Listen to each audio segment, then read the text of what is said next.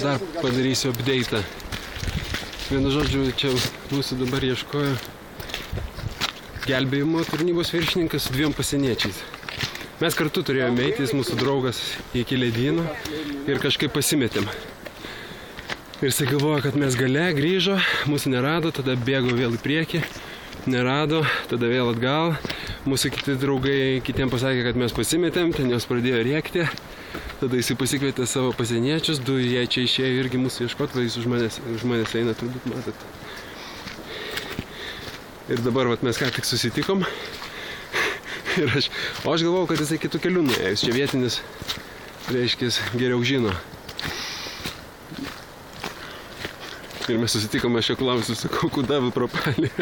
Jisai juokiasi, sako, куда я пропал? Куда вы пропали? Tai va tokia istorija.